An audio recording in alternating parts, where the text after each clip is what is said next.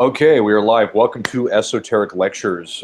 Today we have a little special guest with us that's going to join us in with some discussions that we're going to be going over here.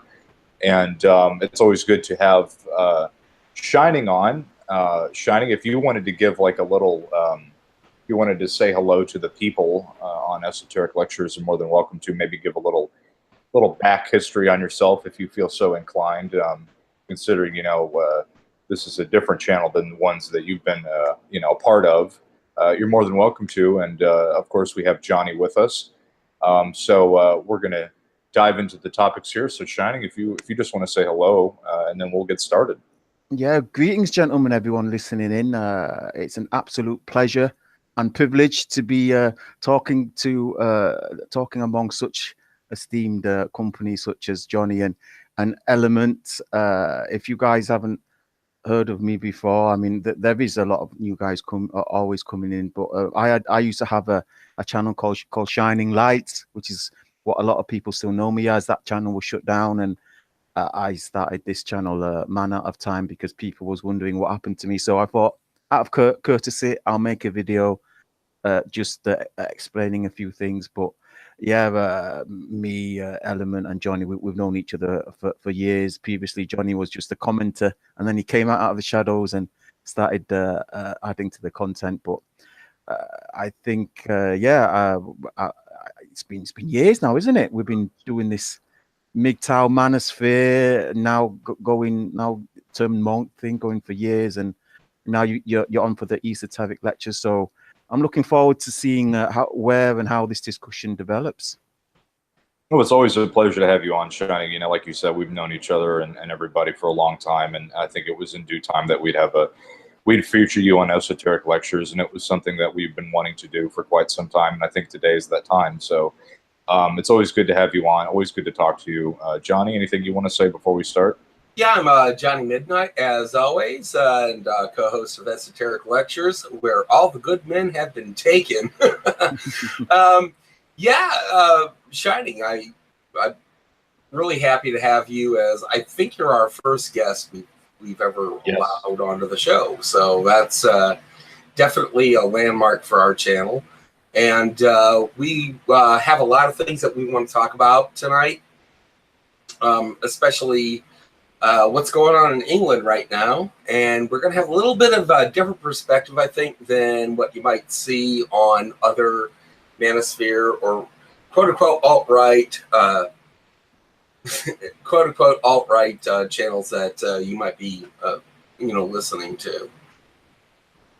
Yeah, absolutely. I'm just going to go ahead and add in real quick here the list of topics here on the sidebar, so we have that in our peripherals while we go about doing this. Just give me 1 second here, and done. So, a lot of things to cover today. I don't know how long we're going to run today. We're probably going to go a little over than our usual hour. We usually do an hour, but today, with you as our special guest, with so many things to cover, it might go over. So if you're cool with that. As long as it takes, gentlemen. As long as it takes. Sit back and enjoy your favorite drink. So, we have a lot of topics here, and a lot of the topics that we're going to discuss are going to be revolving around things such as propaganda, social engineering, the androgynous West, and turning the tides on or controlled opposition. These topics are going to be going into a lot of recent events, news events that have been culminating to the surface, and what the side effects are. What are some of the agendas at play here? What are some of the things that tie into all of this that we might see?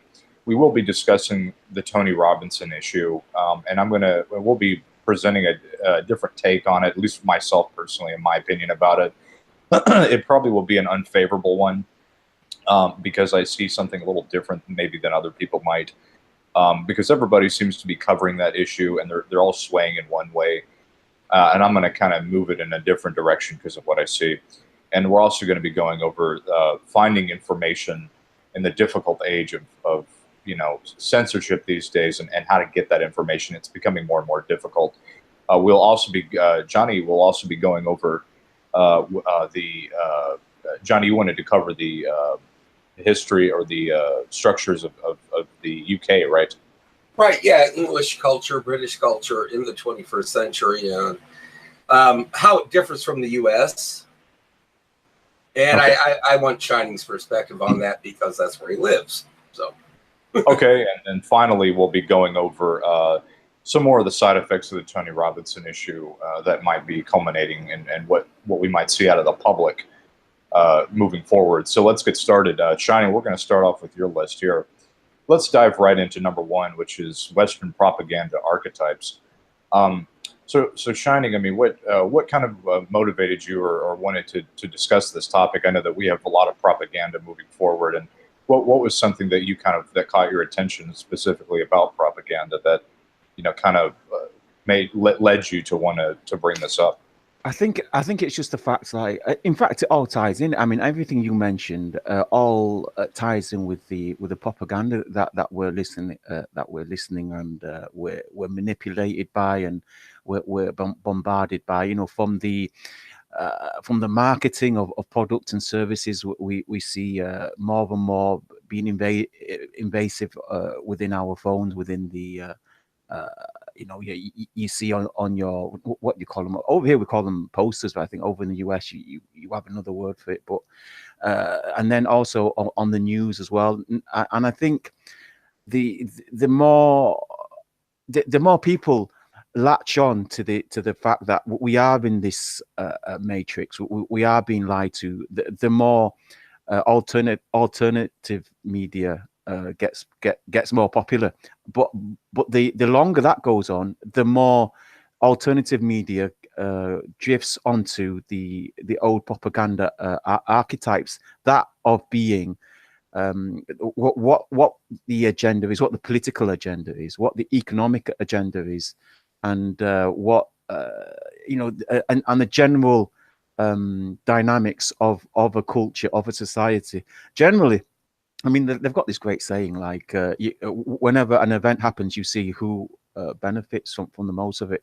But I've been watching RT for some time. I've been listening to people like George Galloway, listening to what's his name, David Icke. I've been listening to I don't listen to Alex Jones anymore, but yeah, all that stuff with Joseph Watson and Stephen Molyneux and what's that name, Thunder, for all those guys. They all seem to be drifting more and more towards what the mainstream propaganda is. So I've finally gone back to watching CNN, BBC. I mean, if I'm going to be lied to, and I need to sift out what's true and what's false, I might as well see what the mainstream. Basically, what I'm trying to say is it's all mixed in together, and now you just don't know who to believe and what to believe. I mean, a lot of the guys I used to rely on for alternate media, they're now saying the same stuff. You're absolutely right about that. I mean, I was in a private hangout with Element and I believe it was RPG, and we were talking about the structure of Lauren Southern and Brittany Pettibone and how the cost of what it took for them to produce these interviews and these films that they do, as they basically live up in a jet airplane.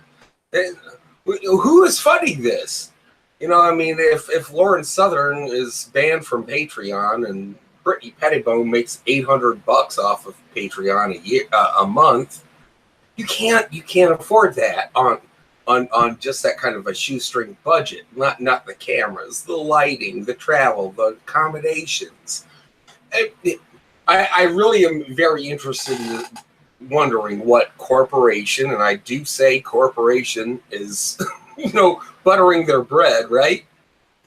Yeah, absolutely. I mean, we were discussing how much it cost, just basic. I think, Johnny, you were mentioning that one of their events that they filmed was filmed on like the Red camera. Yeah, the Red camera.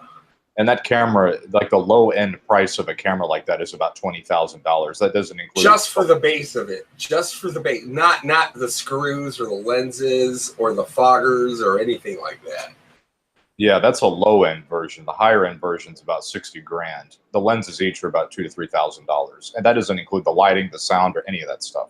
So, Johnny's point there is, these people, which ties into your point here, Shining, about Western propaganda, and you're like Johnny said, and like I'm going to say, you're exactly correct, because when we look at alt-right media and news, this is why I don't pay attention to any of these people anymore, because it's ridiculous. I mean, it's just an extension of mainstream news television. And that was all done intentionally. That wasn't by accident. These people put their people in these positions to be these, Lauren Southerns and people to convince the public that they're apart from the mainstream news media, but in reality, they're being funded by the very same people. It's just, like an offshoot of mainstream news media, and that's all done by design, of course. Just like World War II was funded, both sides, all three sides were funded by families like the Rockefellers and the Rothschilds. I think two things, two archetypes people will understand and will know of already is the first agenda of why somebody would be a journalist, would propagate a certain message. The first one would be that they want the truth to come out. So you get the whistleblowers, you get the guys that genuinely and sincerely want to either better themselves or better humanity. So they'll be desperately trying to get some truth out, or try to learn some truth, which is what the journalism was supposed to be, right? Wow, that's how it used to be. And the second one is the selfish agenda, meaning for either for power or for wealth. That's another reason why people would want to get a message out. So if for example, the US government, they want to invade Vietnam, they want to invade Iraq, all of a sudden they're demonizing the Vietnamese, all of a sudden they're demonizing the Iraqis, or they're demonizing the Russians. I mean, that's pretty transparent, but even then people get fooled by that. Again, people being fooled by the Russian rhetoric. Now all of a sudden Russia's a danger again. You see, these two archetypes, I think it's oversimplified, but basically, I think they're the two main archetypes: the people that generally want to get the truth out, and the people that have an agenda, have a political power or a wealth agenda. And I think if you understand those two archetypes, you can begin to understand where people are coming from. And I think people need to consider not only what the message is, but who's saying it when it comes to news, when it comes to propaganda, when the people are telling you who's good, who's evil, what's good for you, what's bad for you. I think people need to consider whether this person generally wants the truth out, or he's trying to sell you something or get you to do something. Shining, honestly, I think a lot of the quote-unquote alt-right media, or this alternative media, falls into the latter category. They want their Patreon tokens, and they realize that people are fed up, and they think that if they can tell them what they want to hear, they're going to be paid for it. Sorry, just quickly. What's interesting is, and also what people need to consider, is that intentions can change. So, for example, now we're getting MI5 whistleblowers. We're getting CIA, top ex-intelligence officers coming forward. So they originally were paid by the government to their job was to propagate the government's message. Now they've come forward and they seem genuinely to want to tell some truth, to want to blow the lid on some wrongdoing. So there's an example of how someone with a selfish agenda can have an altruistic agenda, and vice versa. In fact, sure. we've seen ourselves. We know men ourselves that came from the MGTOW community, and they originally appeared to have an altruistic helping men message.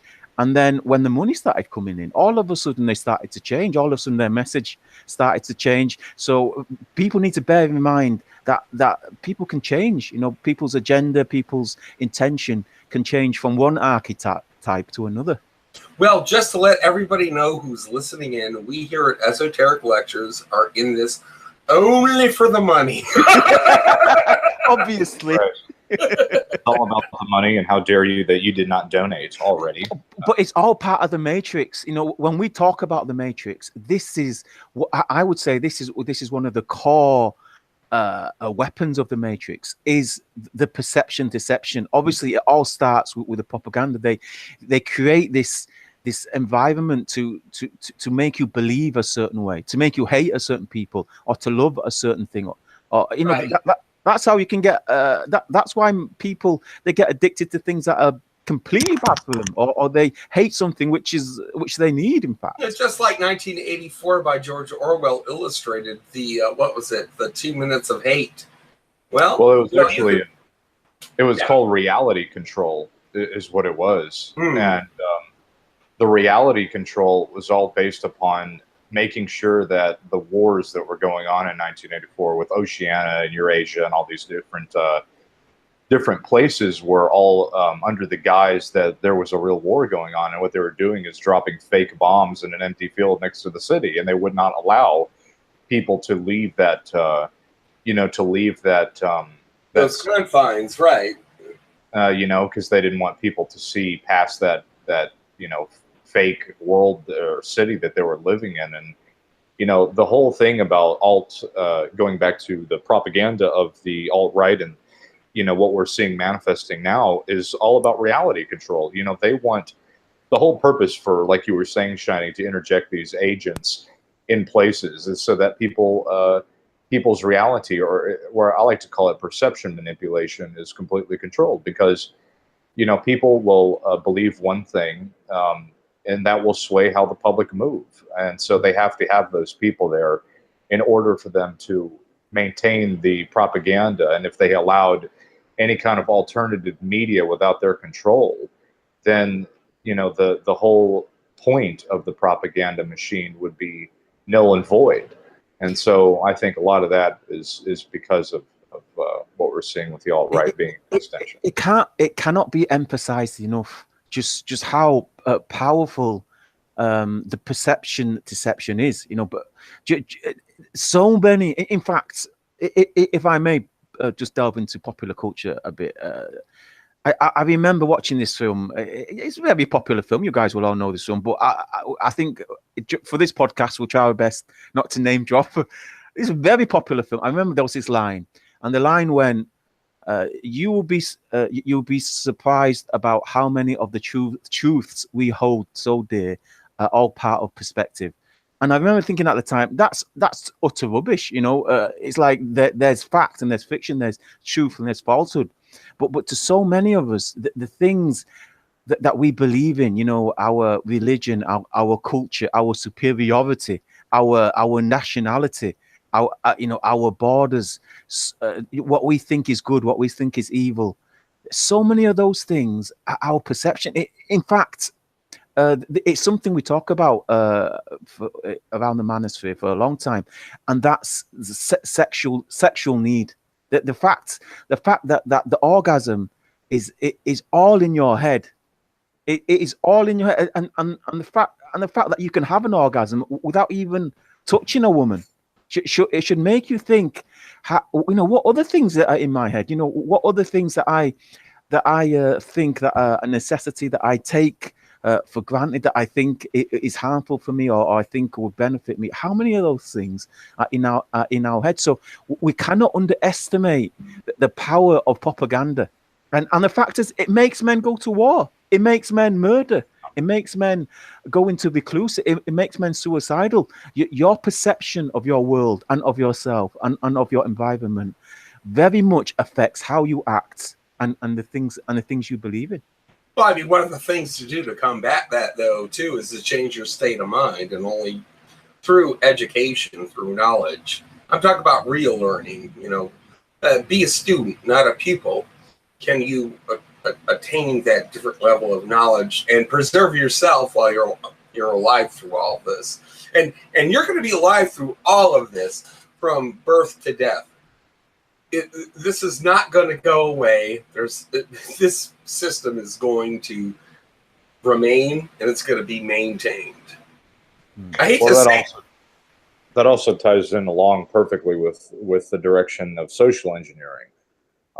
Everything that you just mentioned there, Shining, is directly related to social engineering and propaganda, and what they tell and influence through propaganda obviously is social engineering, because it will direct the ways and behaviors of the public, you know.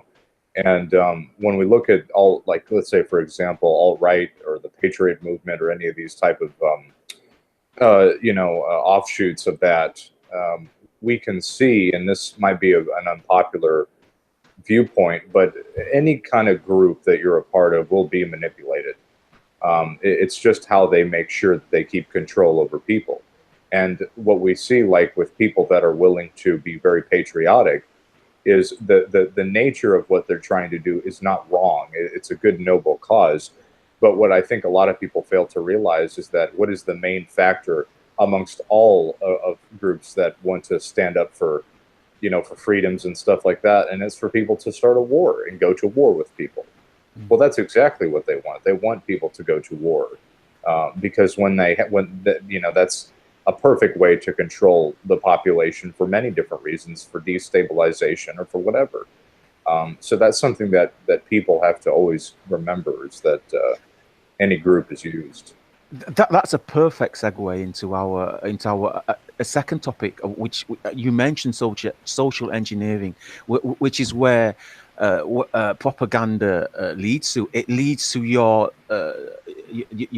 identity. It leads to how you view yourself. Now, people have to understand that those on top, those on the very top, those people in power, those people that not have a lot of money, those people that print the money, those people that press buttons and all of a sudden their bank account has billions, those people, they'll stay in power by any means necessary. And lying is just one of their tools. Propaganda is one of their tools. And obviously, to keep it, to stay in power, you need to wipe out any competition. You can't be having the people rising up and demanding their rights.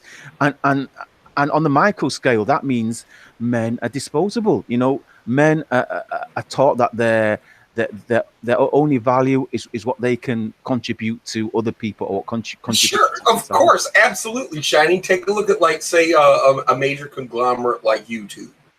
Okay, today is Father's Day. Happy Father's Day, gentlemen. But look at it this way: when it's Mother's Day, YouTube has, fucking, it's all pink and there's a bunch of vaginas all over the place and hearts and things. There's nothing on YouTube dedicating the symbology of fathers to promote that. Because why? They think that we fathers are disposable. Yes. Yeah. And that's, notice that? Exactly, yeah. Yeah. I mean, that's why that's a perfect example there, Johnny, because, my Bible that I like to call 1984 and Brave New World. I mean, those are my books I go to for. That's your Old and New Testaments. That's exactly right. Yeah. Because the books, I mean, those books are directly from social engineers. Orwell and Huxley were social engineers, and they were scientists, and they studied human behavior and for the reasons of moving the future into a certain direction. And like you said there, Johnny, they're trying to eliminate the family unit and completely rewrite the norms of the way that the old age used to be, to usher in the new age, which ties into our third topic, which we're going to go back and forth between social engineering and our third topic. Of course. They go hand in hand, which is that they want to move the society towards this androgynous age. Right, the age of Aquarius. It's been programmed that we have to go into it, and that age of Aquarius is, even though, as some commenters have said, Aquarius is male. Well, yeah, he is, but the age itself is feminist. I'm not just talking about gynocentric. The species is gynocentric, always has been, always will be. We can't change that. It's the same thing with wolves and foxes and other hippopotami. all these mammals, they're gynocentric. That's not going to change. But when you talk about feminism, though, when you call God her or she, that's what we're going to be looking at in the next 100 years, I bet. You know, we were just looking at a video game from the E3 conference that came out, and one of those games was based on looking at the future, and it was that very much a Blade Runner, as we've covered before on this channel. You know, Blade Runner is you know, very much a marker of a future that we could see and probably and will see, and Blade Runner 2049 even more so. Oh, absolutely. You know, and the point is jumping back to social engineering and how that relates to, you know, the androgynous West. Once Shining comes back here, we'll rehash on that so he can have his 2 cents on it. Right. But you know, this is very much social engineering, and like you said, Johnny, they're taking out the importance of fathers. They're rewriting the family's dynamics. The question we need to ask ourselves here, and I think it was mentioned in Huxley's Brave New World, but what is the purpose of doing that? You know, right. What is the motive? The purpose is that, you know, they want to, and what Huxley described is that they want to grow babies in test tubes. They want the children to be controlled by the state, which they already have been. I mean, that's what all of this, you know, Child Protective Services is all about. And it goes even more devious and really evil stuff like child trafficking. I mean, that's what that's all about. And the thing is that they, even though the state is rearing the children by and large now, the whole baby mama phenomena, if you have test tube babies, it's going to be so much easier because it's going to be the rule. It's going to be the basis. Absolutely, yeah, and that will be the new standard of how people are, how people will become in their attitudes and behaviors. It will all be controlled exactly like a science. And when you look at social engineering, you know, when we look at where they've been taking us the last 10 years or so, it's all been moving towards, you know, this new age of this new world with no gender, androgynous people, androgynous kids, unfortunately. I mean, that's just we're doing that shit in Sweden right now. I mean, that's what all, you know. And another thing that speaking of social engineering, is when we look at, and I think it was Huxley that mentioned this, he said that when you introduce sexuality at an early age, what happens is the mind, the brain basically rewires itself so that the children don't have the ability to form pair bonding correctly anymore.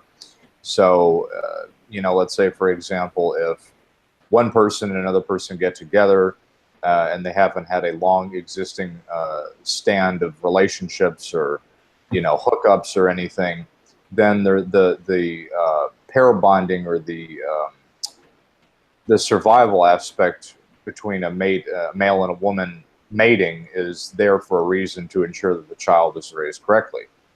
Well, when you introduce sexuality at an early age, that rewiring, that natural state of how that is, you know, supposed to be, is rewired.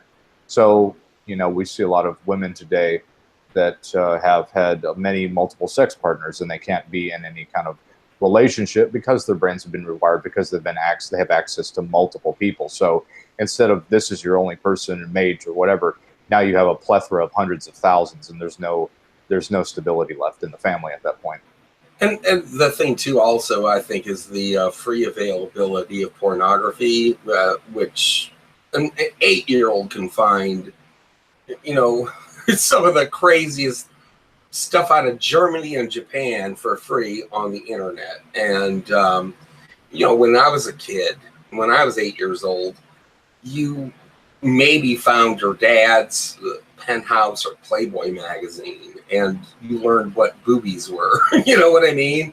Right. And that was just a tiny sample of it, but it wasn't this repetitive, you know, all-encompassing and all-pervasive assault on the senses. You know, they do that even in the mainstream, like Carl's Jr. Hamburger commercials. That, you know, they're all about sex. It also preys on the male psyche, not just the female one too. Yes, that's exactly right. You know, everything in our society is over-sexualized. You can't even watch a frickin' hamburger commercial, like you said, without a woman eating it like she's doing something. You know, spray your special sauce all over my boobs. You know, burger dude. Ridiculous. I mean, that's what it's become. And, beer commercials, food commercials. Hell, I can't even watch a commercial with a bag of peas without seeing some horse crap. Exactly, and they do that. So they do that.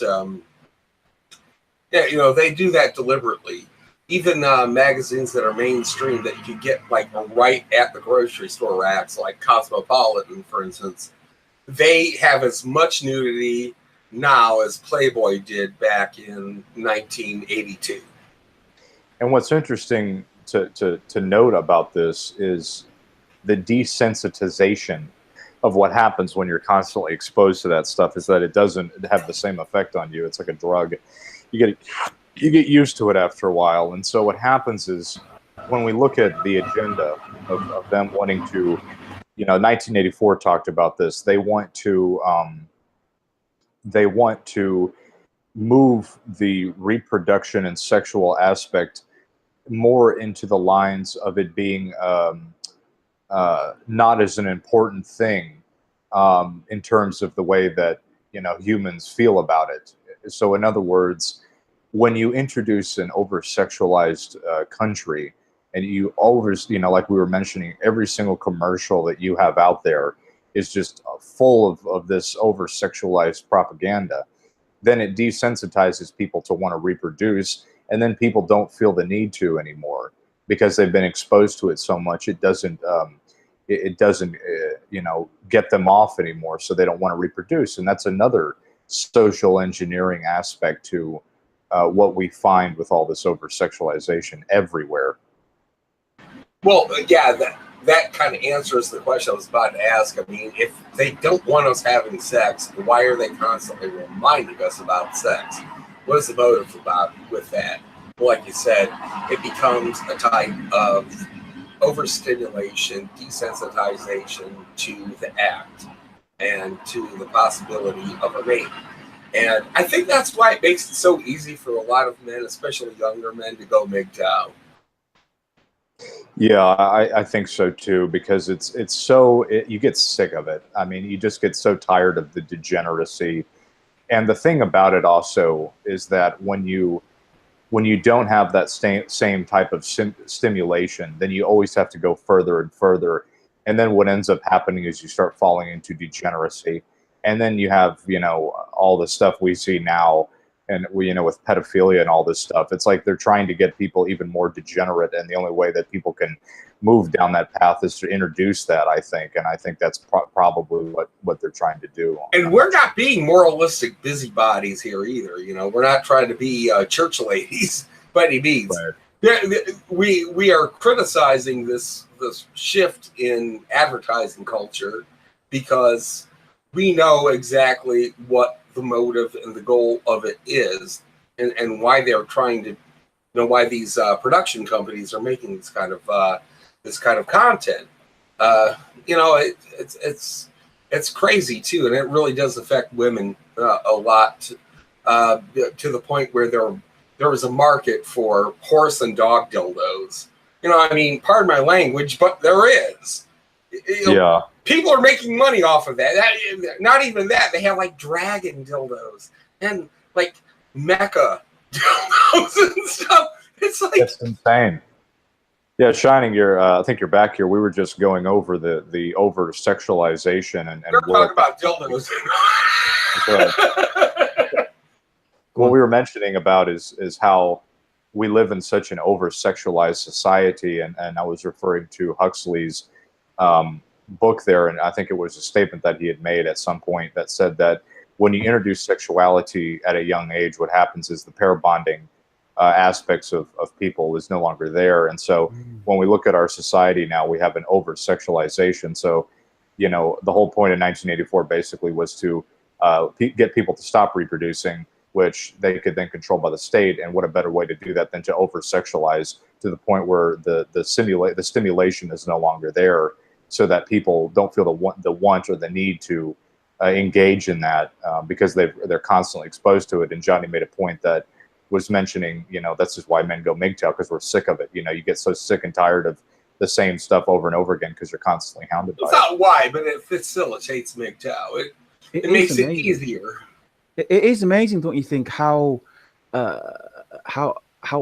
things have become so acceptable to people? You know, how things that things get more and more sexually deviated. I mean, if you just look now, almost anything goes. Obviously, it's all come about. I mean, I'm one of those propagators that dropping religion completely has been a disaster. You know, dropping this point of there's no good, there's no evil, anything goes. I think this has been one of the worst things that have happened to society.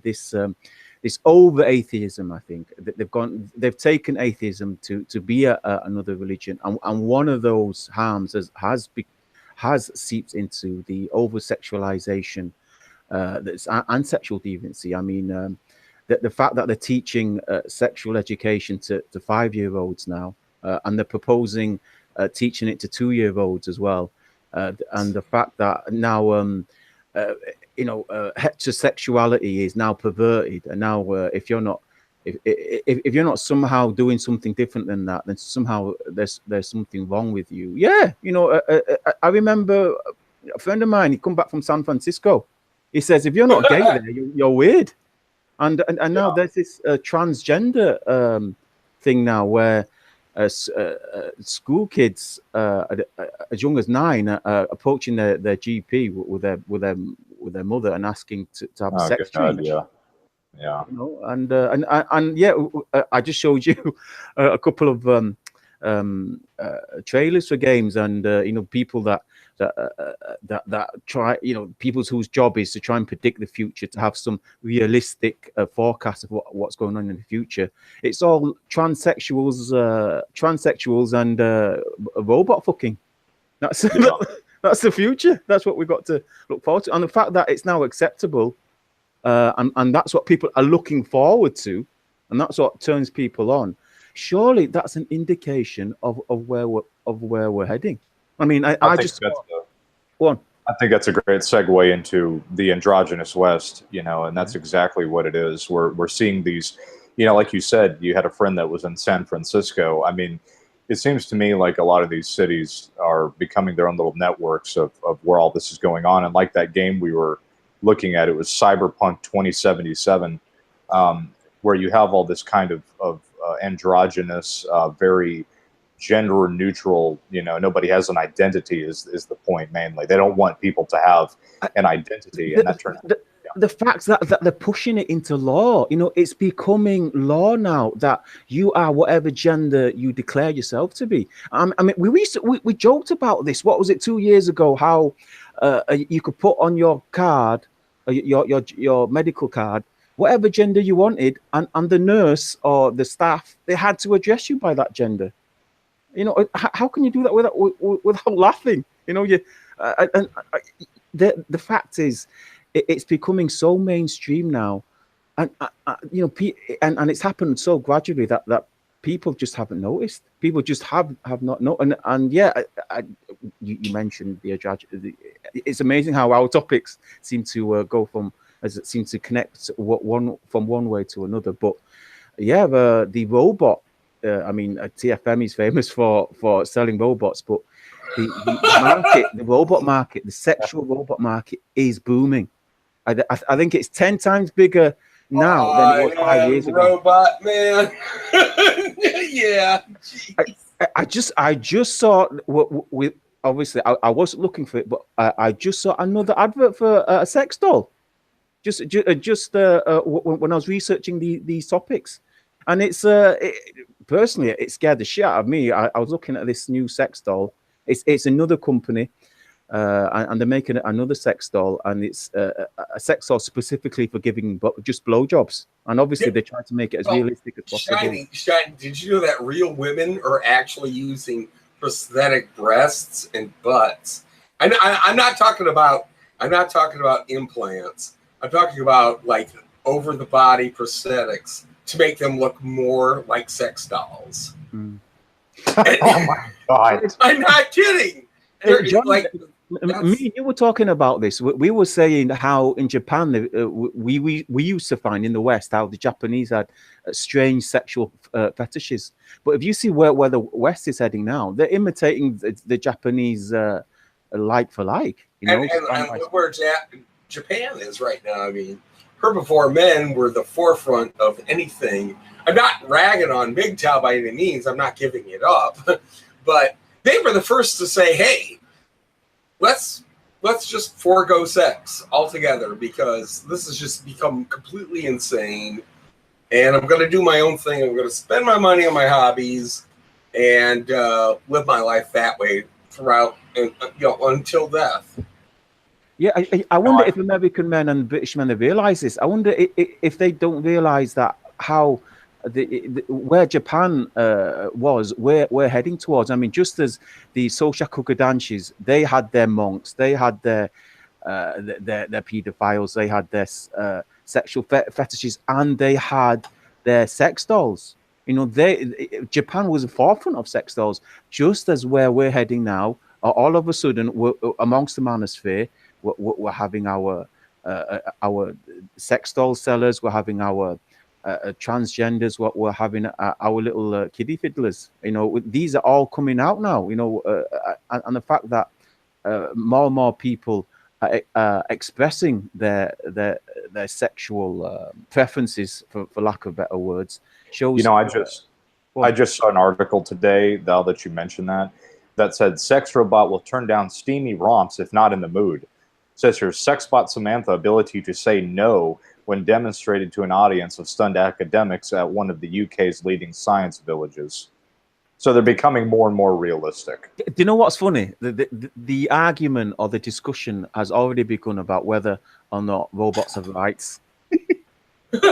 It's already begun amongst students on universities and professors. They're already saying, well, what constitutes life? You know, if we can make artificial intelligence so advanced that robots should never have rights. Never, never, never. I'm sorry. I'm gonna put my foot down on that. I'm gonna be a hardliner. Yeah, but how often in the past did we say that? How often in the past did we say these people they're not going to get the vote, or this situation is never going to happen? And it did happen. Well, yeah, you're right. It probably will.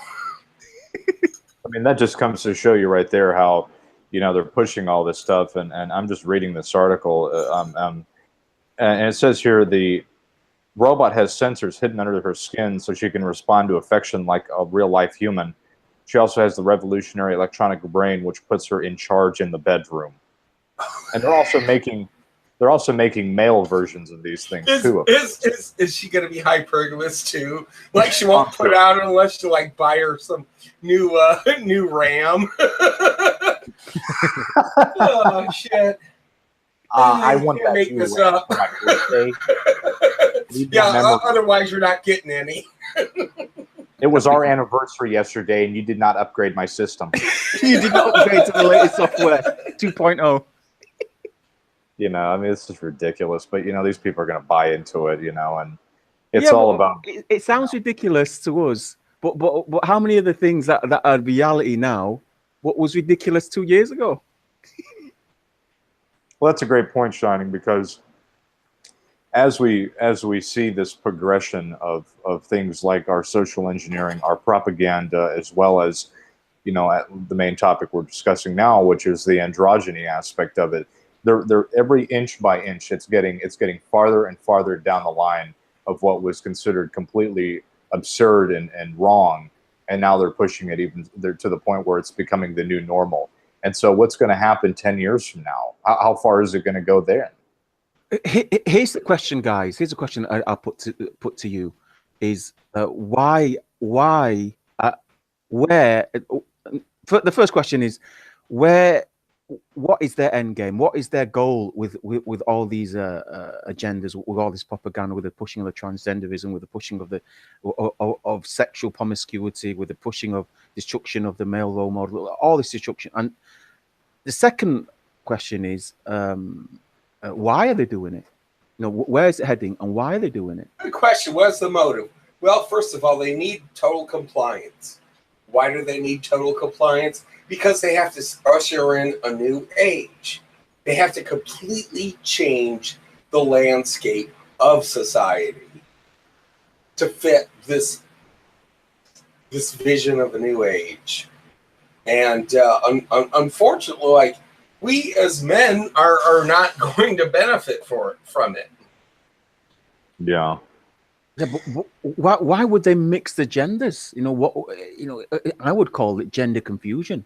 You know what? Why? I think would it's population control and also control of behavior. I think part of it is that they're trying to move society towards a hive-minded system, and in order to do that, people can't have an identity in a hive-minded system. So when you introduce gender neutrality or neutrality, what happens is people all become on a base playing field. And so when you have a society of about 40 people and they all have an identity and they all have a gender, they're individuals, which means they can think for themselves and they have their own likes and dislikes.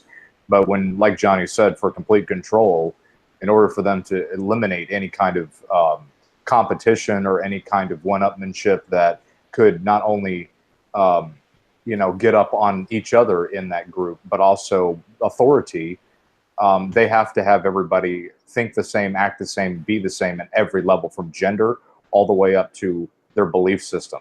And I think what they're doing is moving that towards a hive-minded system. Right, and we're in a process of conditioning right now. We're just in the middle of it. So it's going to keep going on and on. All right, so you're asserting that the people in power, the elites, they want to reduce the population. What, in the West or in the world, do you think? I would say in the world.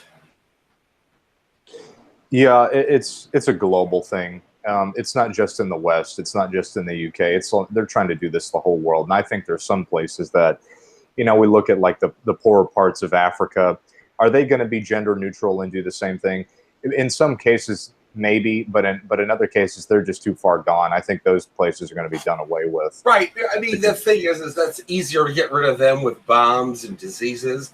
Whereas a place like us, we're not just going to start lobbing scuds at each other.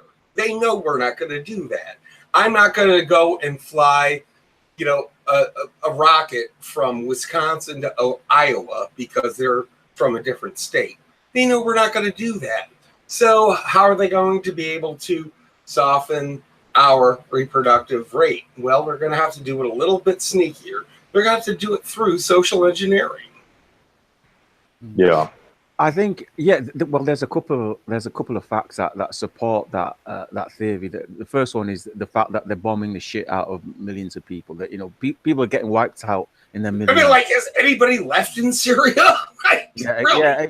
I mean, literally millions of people have died over the past couple of invasions and wars. But I would say, not all the countries believe that, though. I mean, first of all, why would they bomb these countries and then open these countries up to let them into their own country?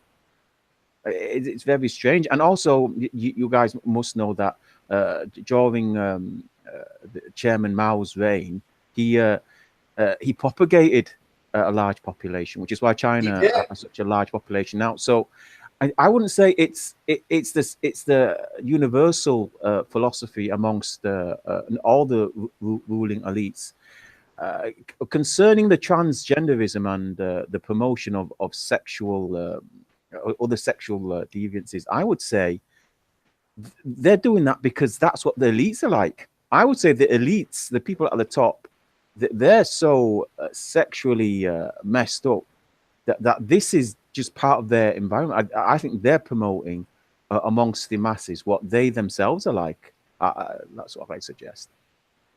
And you're correct. They are very degenerate, and they do instill that on the population because You know, they're like a virus. They're trying to assimilate their way of doing things on the public's way of doing things so that they can be like them, but under their control, you know? I mean, to have birth control. I mean, to almost stop any more births going on. All they have to do is to stop child support, stop you know, any monetary gain that people get when they have children. Because right now, I don't know about the US, but in the UK, you get a certain amount of money. Well, basically, the women get a certain amount of money for each child they have, regardless of their income. So you get money for each child you have, whether you're a billionaire or whether you're homeless. You get a certain amount. And if they just stop that, there'll be even less. I mean, right now, I mean, men are running away from the disaster that is getting controlled because you have a child to some woman, and now you're under control of this woman and under control of the state. Men are running away from that, so birth rates are low anyway. If they just stop Another that money, thing too is a couple of things too before we move on here, and then I'd like to touch upon the Tony Robinson stuff, which ties into your topic, Shining, about controlled opposition. But before I mention that real quick, there is something that I wanted to mention that you brought up, and that's that another aspect of population control is the whole homosexuality, because when you have two of the same sexes, obviously they can't reproduce, and when you make that the new norm, then the only way that they can have children is through artificial insemination. And that's exactly what 1984 wanted to move the society towards, which was to have the kids being controlled by the state. Well, in order to have artificial insemination done, that's regulated by the state, which is the medical aspect of all of that. And so when you have when you have a homosexual being the new norm society, then they can't reproduce kids, because then they just can't do it. So they have to have a way, if they wanted to have kids, which is artificial insemination, which can tie into Huxley's test tube babies, which means that they can genetically modify and manipulate the genomes in that to fit the society that they want. So, you know, you'll have a society where the only way you can have kids is through artificial insemination, which are test tube babies, genetically modified designer babies that the system will only want with certain genetics. Like, let's say, for example, you know, you're a gay couple and you want to go get a kid. Well, then they will either artificially inseminate a woman or some machine, whatever it is. And that, you know, if you want the alpha package and you want your, you know, kid to grow up to be the strong guy to work in the top executive branches, then you're going to have to pay a couple $100,000 for it. But if you want a beta kid, then you don't have to pay maybe $50,000. But you'll have, you know, each will come with a part. The thing is that many women, when they go to the what's called the spermalog, they're not gonna they're gonna say, well, if I can't have the best, I'm not even gonna bother. Yeah, I mean, adding to your point, Element, something that we are seeing more and more these days is, you know, the single mother epidemic. The fact that the state is putting the children underneath the mothers, and what that has led to is that the state are having more control over the children. The fact is, women, they just cannot resist the state when the state says your child needs to have these vaccinations, your child needs to go to this school, your child needs to learn this, your child needs to act a certain way, to speak a certain way.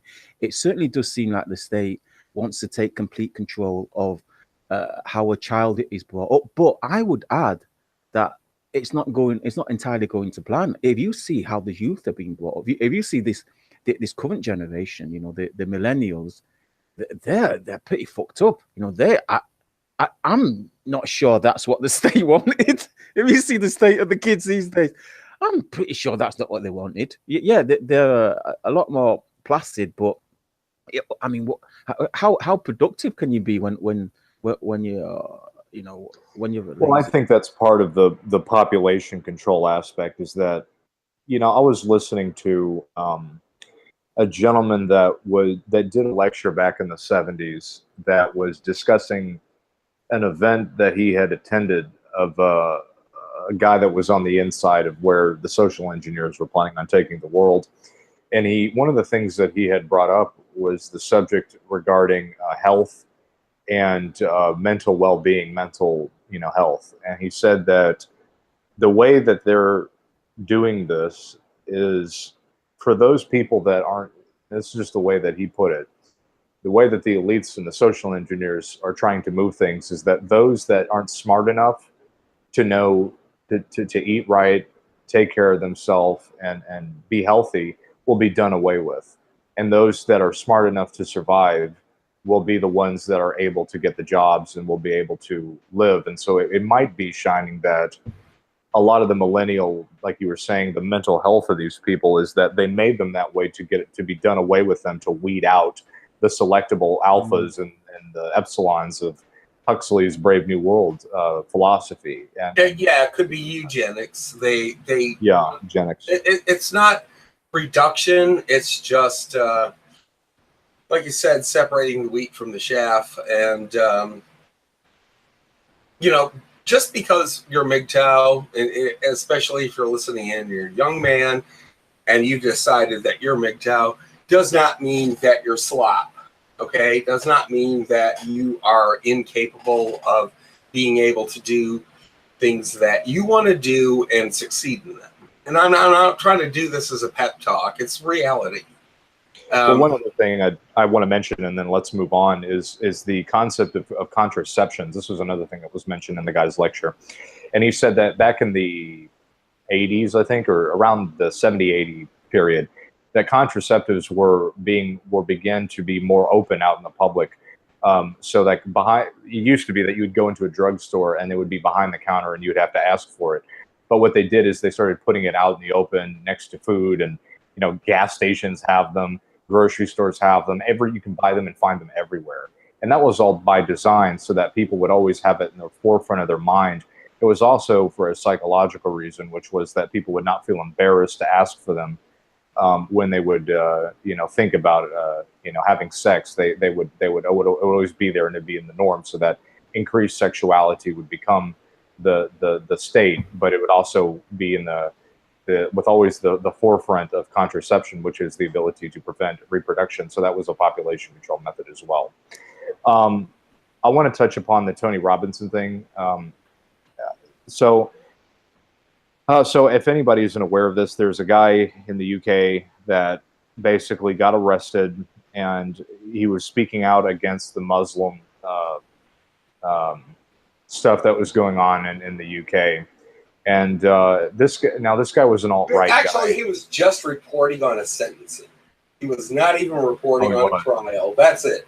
It was like these Muslim men were being sentenced, and he was out there just, strictly reporting on what was going on. That's all. Okay, gotcha. Well, anyways, what happened was the guy got arrested for that, and everybody, now Tony Robinson was an alt-right guy, and this is where I'm going to, spin this, because a lot of people are saying one thing, and I'm going to kind of move it in another direction, which might be an unpopular decision. But because we were discussing about the alt-right and propaganda, you always have to be suspicious with anything that they push on the public.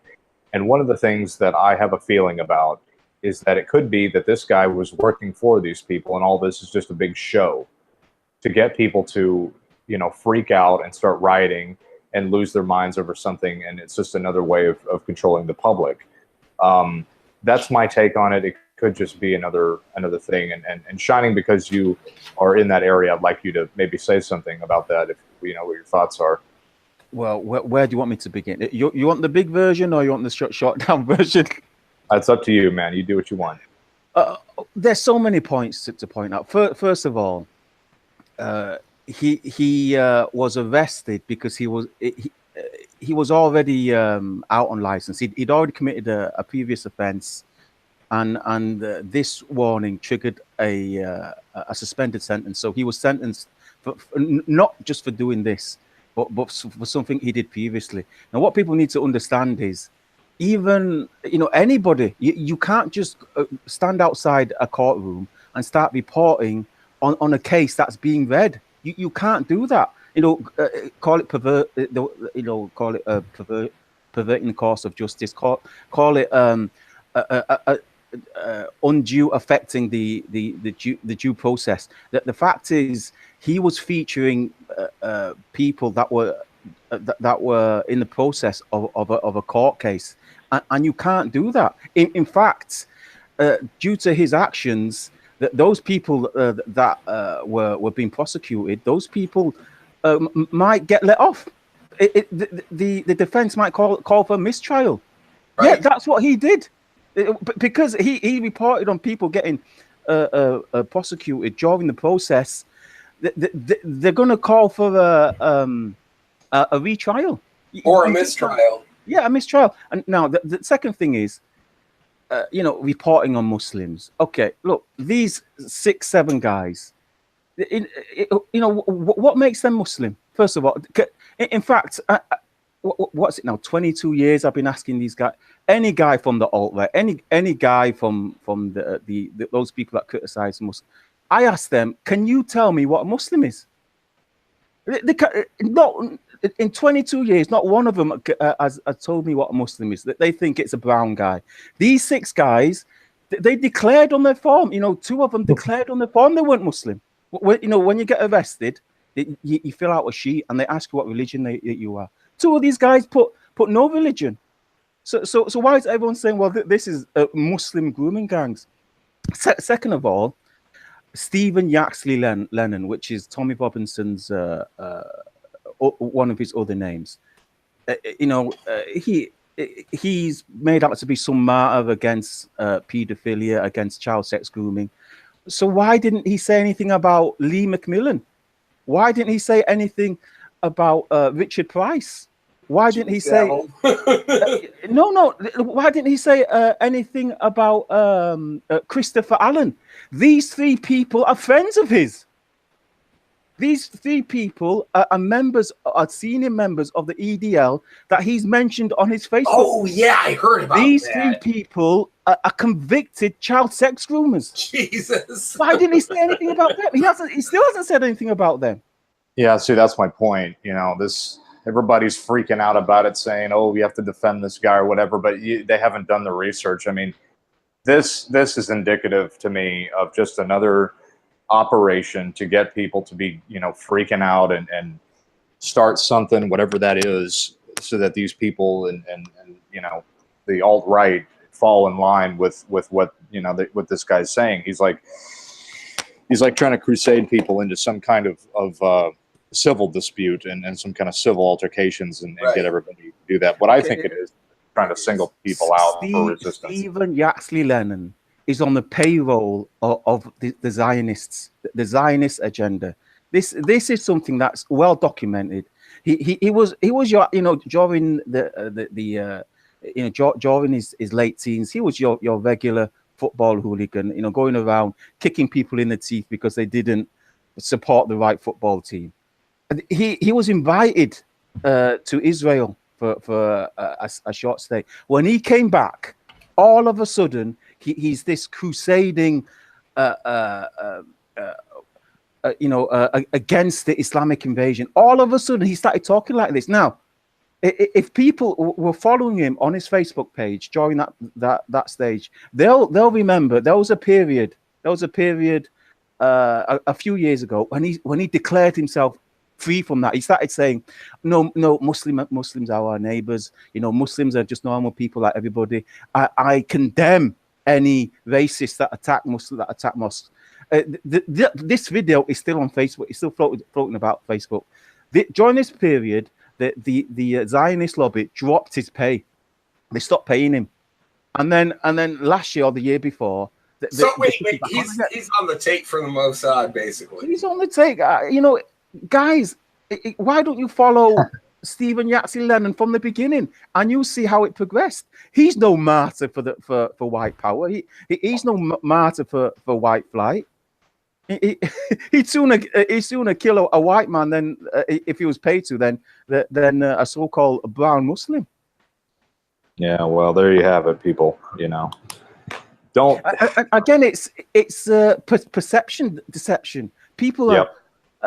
And the thing is, those that are allowed, it's a small number, but because they scream the loudest, they make all these sock accounts and they're storming RT, they're storming all the YouTube videos, putting comments, free Tommy Robinson.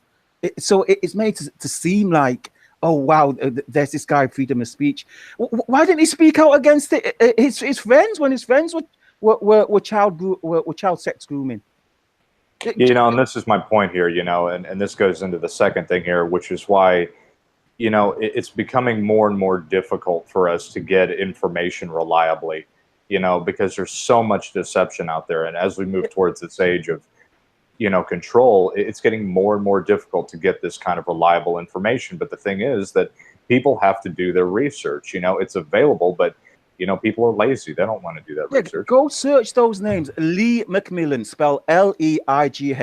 Lee McMillan was a friend of Stephen Yaxley Lennon. He was on his Facebook page, and he was convicted of grooming a 10-year-old girl. Jesus. And then having sex with her multiple times.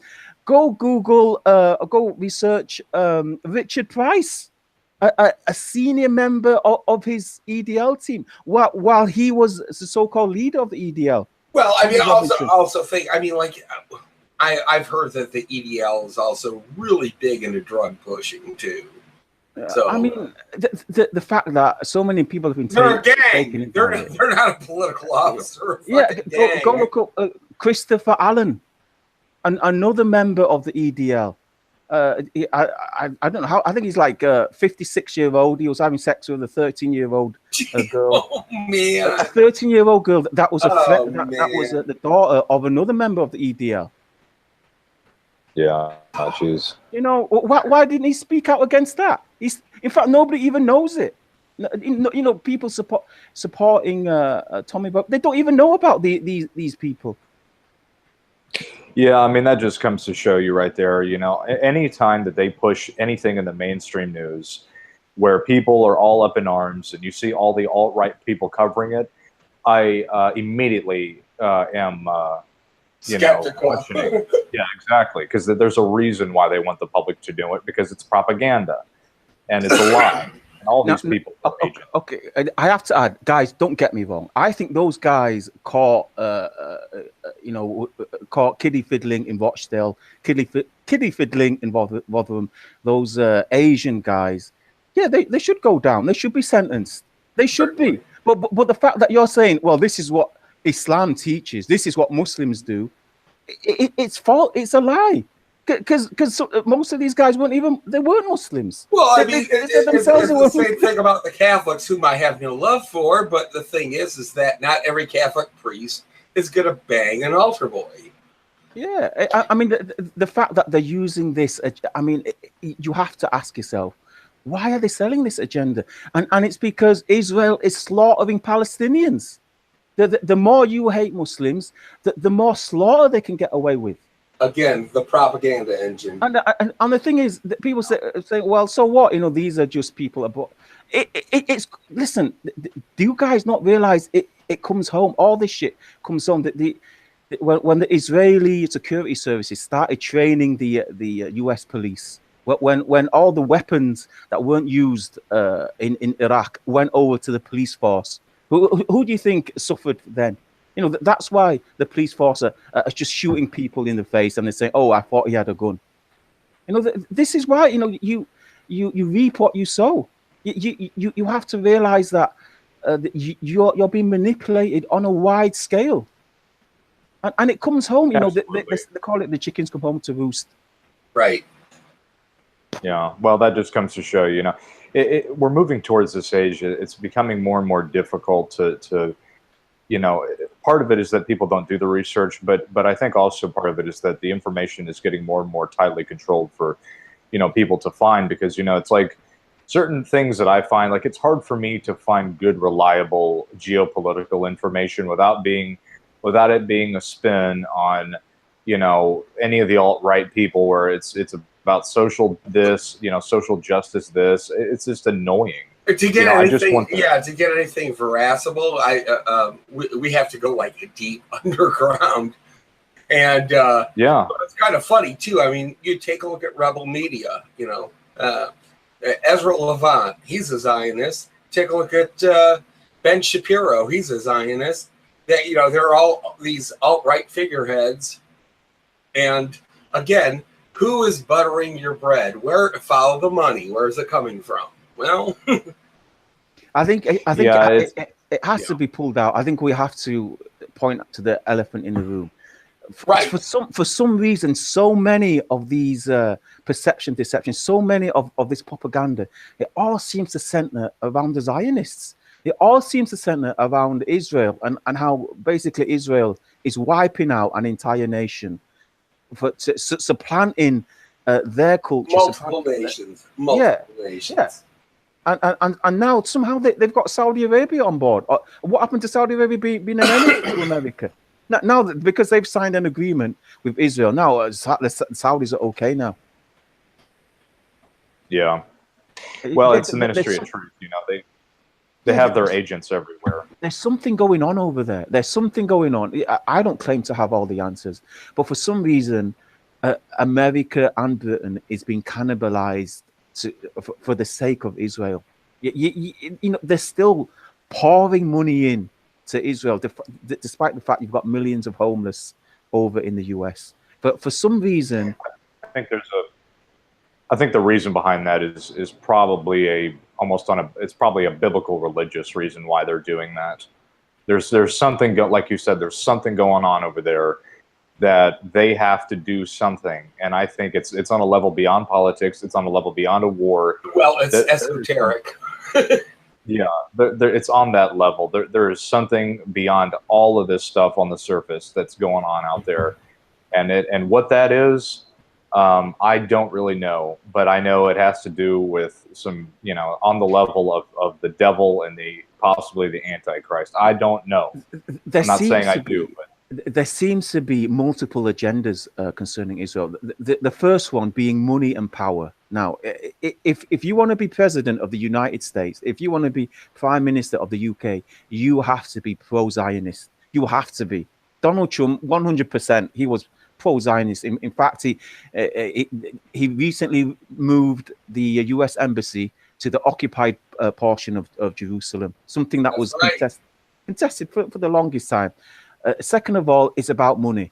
The amount of companies that have made money selling weapons, equipment to Israel, and Israel selling, like I said, selling their training technique to the American police. You know, that I think that's why all of a sudden the police and the security forces have become so much more brutal in the past few years. Now, concerning the religious aspect, Zionism itself is based upon the theological assertion that the children of God, meaning that the Zionists themselves, they have a religious birthright to the land of Israel. Now, the Christian Zionists, which outnumber the so-called Jewish Zionists by a huge amount, they think that when Israel is established, meaning the Temple of Solomon is finally built, Jesus will return, wipe out the Jews and Muslims, and deliver the white Christian to the kingdom of heaven on earth. That's what they believe. Now, the Jewish Zionists, they believe, I'm talking about the religious ones. Most Zionists are atheists. Most Jewish Zionists are atheists.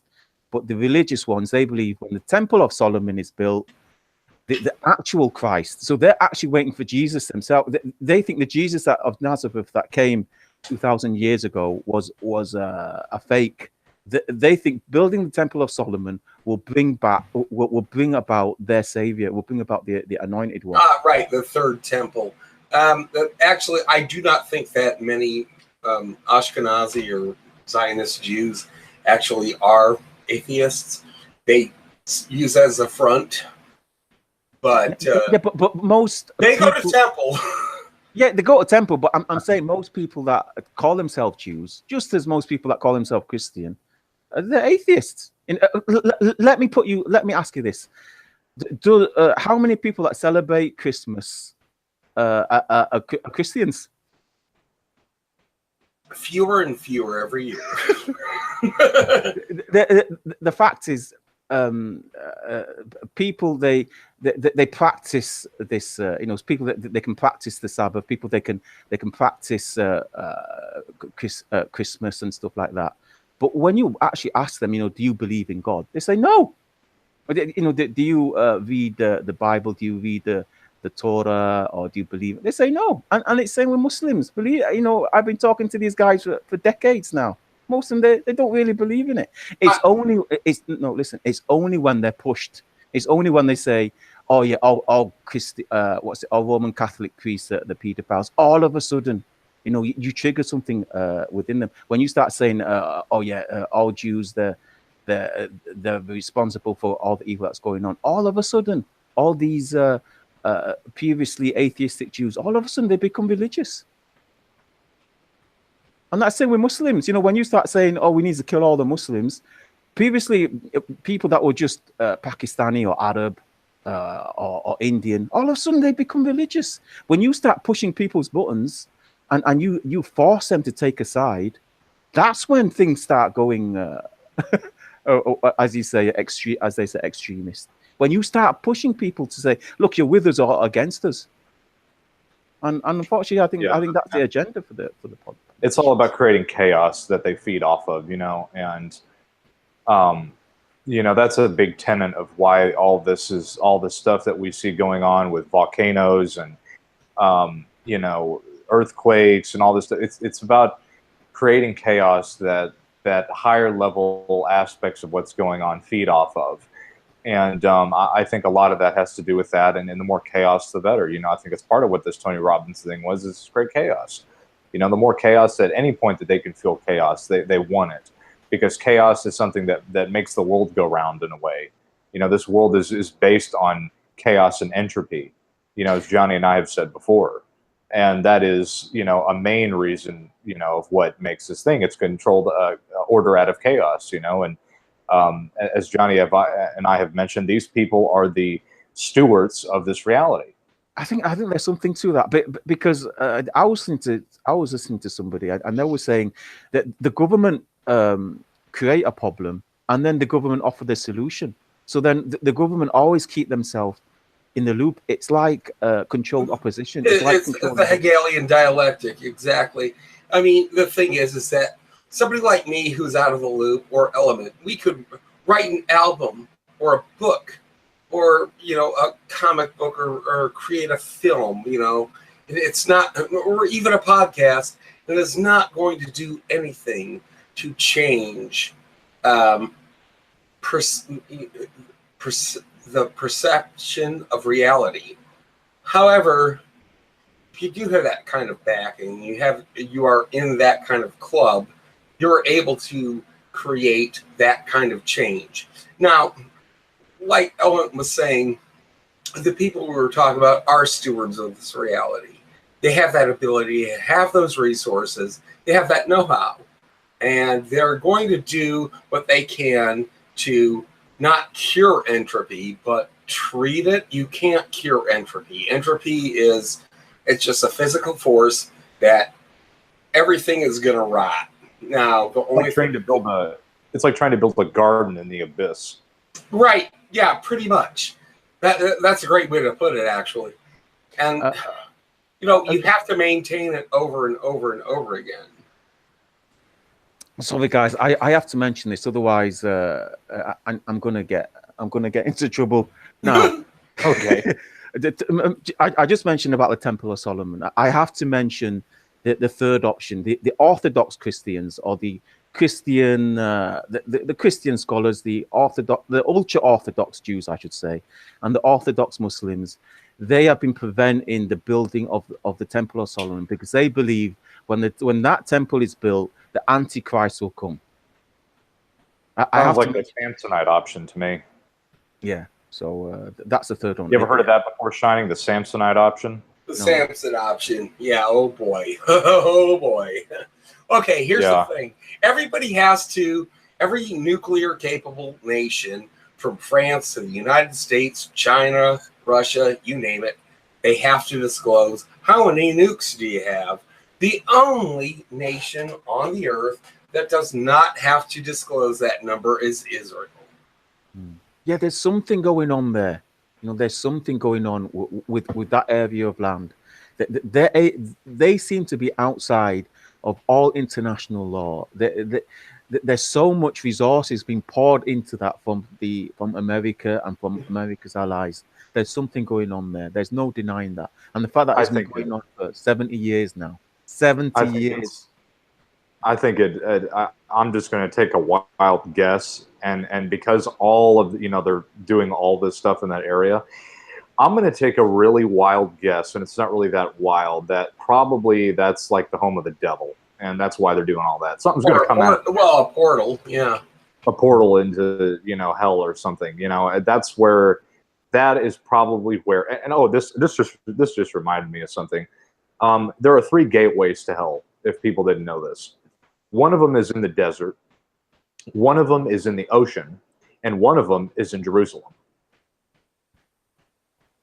Wow. So go figure that out. There's 3 portals to hell, one in the desert, one in the ocean, and one in Jerusalem. And Jerusalem is right where Israel is at, if I'm not mistaken. Am I wrong? I wonder where the desert one is. I wonder where the desert one is. The desert, where did you say where it's at? Yeah, I wonder where it is. It's probably like in Colorado. Yeah. Next to like the burger shop. Probably Area 51 or something. But and I want to move on here, and I want to go over just a couple more topics, and then I think we'll probably be wrapping this up here. Johnny, let's go ahead and talk about what you wanted to discuss, and then we'll sum that up with the final thing on this whole Tony Robinson thing and the social engineering and all the topics we've discussed. Yeah, well, actually, it is linked to Tommy Robinson. It's about the culture in England, the geographical, I guess you could say, what's the word for it? The way information and culture is separated in England. So, like, for instance, in the United States, we do have like an East Coast, West Coast, and then all the flyover states. But it's not a cultural blockade for information. So I, living in Wisconsin, could create something, whether it's an app or a program or an album or a book or whatever have you, and still have a chance to get that out to the public just as well as I could in New York or LA. Now in England, though, I had spoken with some of my friends in my personal business. That's not like that. There's very little opportunity to disseminate information, even with the internet. Just because so much of England is divided into provincial territories. Shining, what can you tell us about that? About that structure? Yeah, I mean, I know me and you were talking about this before we went live, but that's something the rest of the world doesn't realize about the United Kingdom. We're not particularly united. Just because we've got one government, it doesn't mean we share the same culture. We share the same history. We have the same tastes. One of the main divides is what's called the North-South divide, and not only economically but culturally. I mean, Messenger will back me up on this one. The southern culture is very different to the culture of northern England. And even within Northern England, you've got Liverpool, you've got Lancashire, you've got Yorkshire, you've got the people up in Newcastle. They're very different, and like nobody likes Northumberland, right? And they all share different histories. Yeah. They all have, they all used to be run by barons. England was built through great turmoil, great civil war. I mean, you guys have all seen that film. What's it called? Braveheart. When Scotland wanted independence. Scotland still wants independence. Wales wants independence. Believe it or not, there's a Welsh National Party. And yeah, like I said, the North-South divide, Lancashire, Yorkshire. they had like the War of the Roses when those two families that was Yorkshire versus Lancashire. Right. Yeah, they were bitter enemies, and even today, even culturally, the sport of cricket it's mainly against the Yorkshire against Lancashire. It's been a long running a rivalry between Yorkshire and Lancashire, and definitely, I mean, the Scottish are very different to the English, very very different, and yeah. So do you feel that it could be a preclusion to opportunities, especially when it comes to disseminating information? Say as a journalist or a podcaster. So let's say you are, a podcaster out of Kent, and you're trying to get your message out, and you have a lot of important things to say, but somebody from Liverpool or Manchester is just like, oh, that puncher from Kent, fuck him, right? I mean, does that happen? It depends what you're talking about. It depends what the subject matter is. Okay. If it's for example about football or about about sport or about some incident like I mentioned earlier, the Hillsbury disaster, or right now I think Grenfell is a big thing. Some people see that as a national disaster. Some people see it as a local disaster.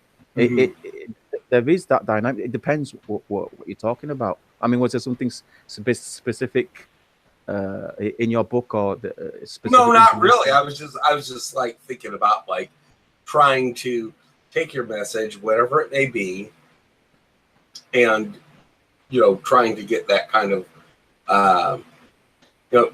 trying to be heard and maybe gather a following and become somewhat stable in your endeavor while you're living in England.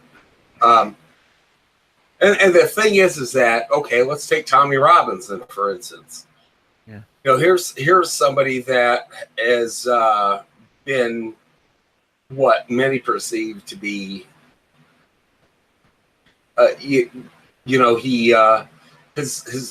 his rights of free speech were curtailed or whatever by being arrested.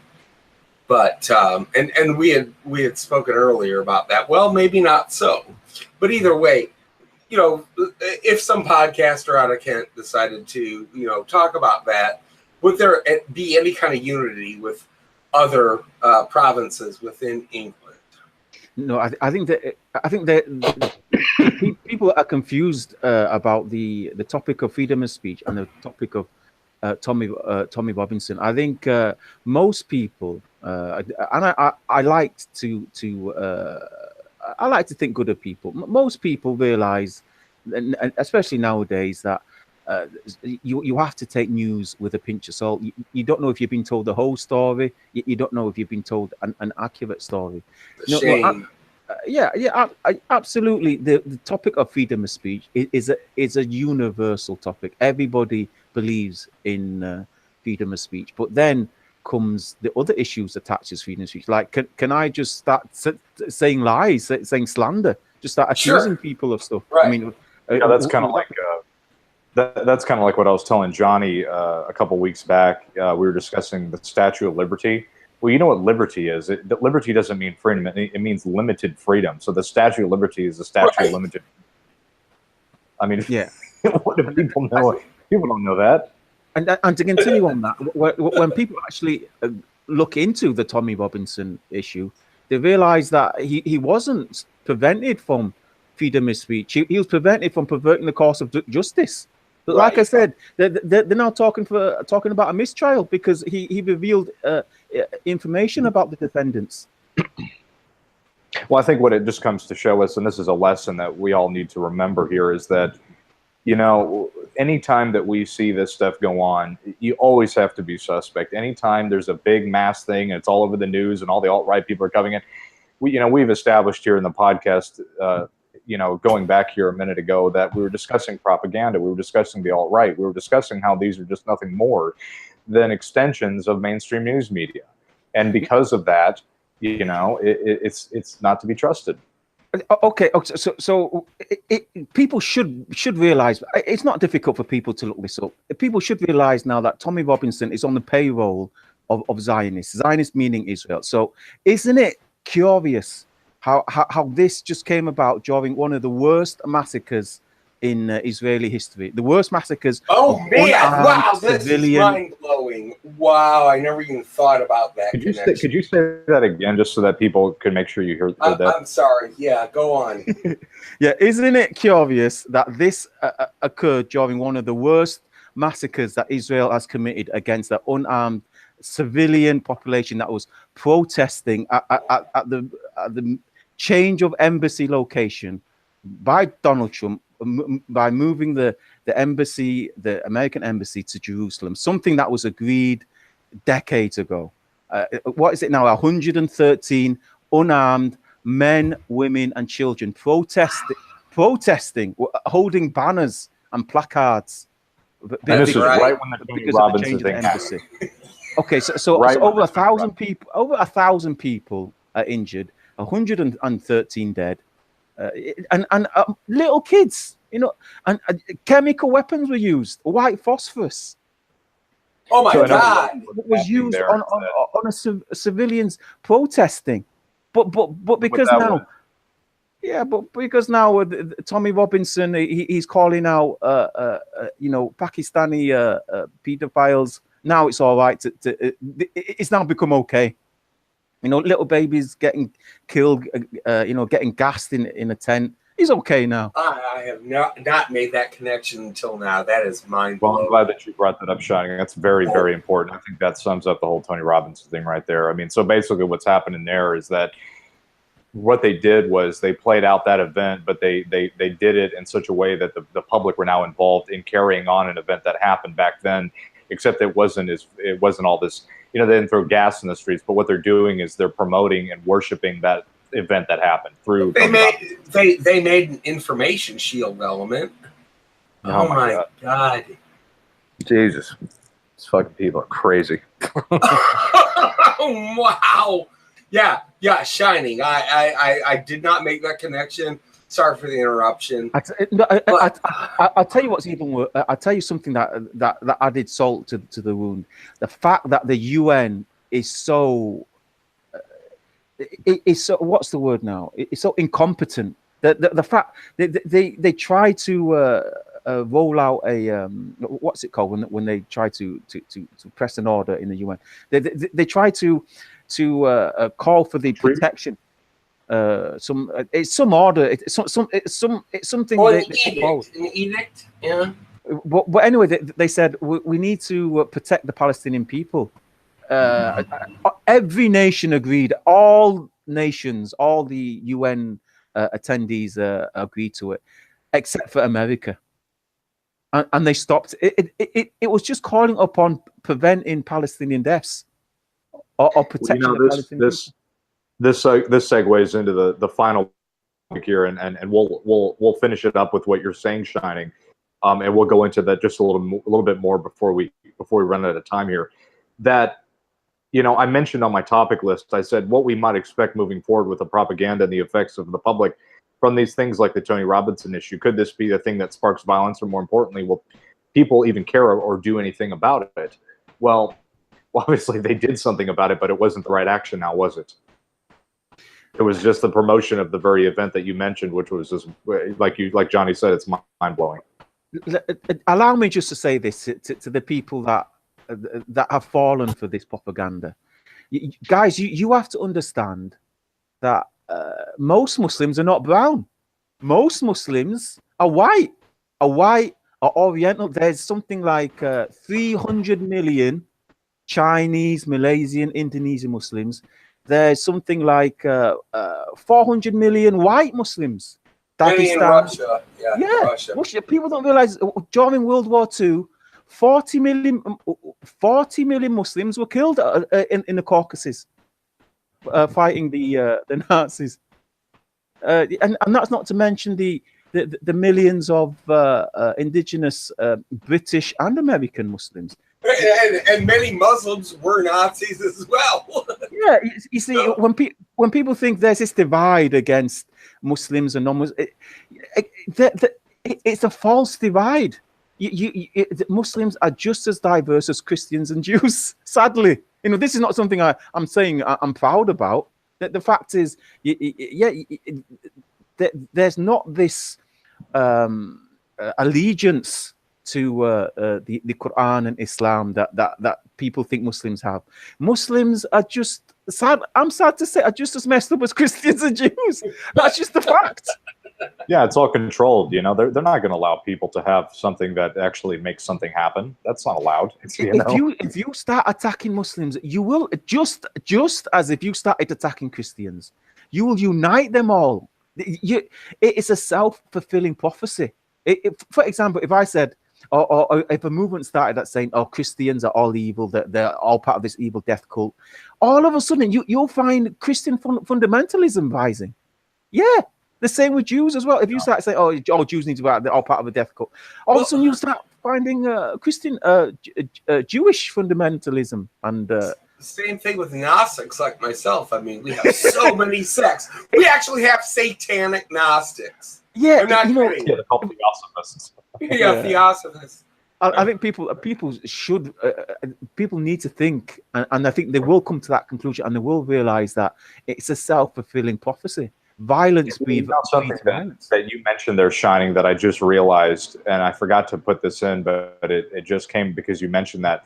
It seems to me that all these religions are all being activated like sleeper cells all at the same time, all working towards one agenda. It's like every single religion in their teachings state that there's an event that's going to happen, and it's like these people are brainwashed and activated like sleeper cells, so that they're all saying the same thing a roundabout way, but they're all pushing for one agenda, and that's for the fact of inciting violence and to end the world. Yeah, I mean, I would say, guys, don't get manipulated. Don't get used in the elites war against you. I mean, yeah. The best thing you can be is a pawn. That's about it. With that being, I'm sorry. Go ahead, Sean. I was just going to say, they're not going to give you power. They're not going to give you wealth. You're not going to get more bitches if you wipe out the Jews and the Muslims. All the white women aren't going to come back to you if you get rid of Tyrone. Shucks. Tyrone, man. Yeah. Well, I mean, I think I don't have any other things to say. I think, Shiny, you made some excellent points today, and with the topics we've discussed today, I hope people learned something. I hope they've understood the propaganda machine, which is what I'm going to call this hangout, is the propaganda machine, because I think it's suitable. Great because I think that's the main subject today. Great title. Because it's exactly what all this is about. It's propaganda, and I hope people learned how this works. And the thing is, people, unfortunately, we're always going to have people fall for it, because the main social engineering thing that they do is get people to be motivated by their emotions and by fear. And that is the easiest way to set people off, and that's why we have to understand that we cannot let our emotions, when we're dealing with topics like these and, events that happen in the news, that, freedom of speech, and immediately people associate that with, we need to do something about it without looking at what the agenda is going on here. We cannot let our emotions get the best of us. We must maintain calm and neutral in a state of chaos. And that is, and I think, what we mentioned earlier about the state of this world is constant chaos and entropy. Well, how do you defeat a constant state of chaos? Well, think of it this way. An atom is a particle, and when you heat that atom up, things get hot, or a molecule, I mean. When you heat a molecule up, things get hot. Well, what happens when that molecule stays at a state of stasis? Well, nothing happens. There's no chaos. So the best thing to counteract the state of chaos is to be neutral and calm. So, you just have to remember, you stay calm. Don't let your emotions get the best of you, and think things through. Do your research. You got to keep your mind together. You got to stay calm. You got to keep your senses in line. And as long as you do that, you're going to be good. And the other thing is there's so much mental insanity going on, and people are just losing their minds because of all this stuff, because of the nature of chaos in general. So we can't let that happen to ourselves if we're going to stay calm and be calm in this stuff, and stay, you know, vigilant, and use our mental faculties and not fall in line with the propaganda that they're trying to incite. And if you can do that, then, you know, you're not going to go crazy, and you're going to be careful about where you put your feet. But with that being said, Shining, is there anything else you want to mention? And Johnny? No, just that it's been an absolute pleasure being on here. Hopefully, if I can join you guys again next time, I'd like to address the monks, the old guard of MGTOW. I've got some great advice for you guys. I'd also like to talk about some of the disputes that's been going on with some of the men. If we had time today, I would have mentioned some of the stuff that's been going on with Global Man, Traversable MGTOW. But obviously, I wasn't going to mention any names. I was just going to mention some of the ideas and the philosophy and the issues surrounding it. So hopefully, next time, I want to address some of the things that the men are going through individually, and the men as a group, the group of men that run in our circles, that some of the issues that are going on with them. Hopefully, well, Shani, you put that down on the list, and remember that, and we will absolutely have you on again. So just keep that on the list, so that when we have you back on, you know, we'll have that list, and you'll know what to say. Johnny, is there anything else you want to bring up? I love his idea, Shining's idea. I think it's a great topic to touch upon. Things are actually changing a little bit within the monk circles. I don't want to call them movements, but yeah, they are. You know, there has been a shift, and well, just to let you know, I'm still a monk. I'm still MGTOW, and I want you all to have a good midnight. Yeah. Yep. With that being said, again, thank you, Shining, for joining us. We really appreciate it. It was a lot of fun. We'll have you on again. And I hope everybody had a good time. Hope everybody learned some things. And we will see you again shortly.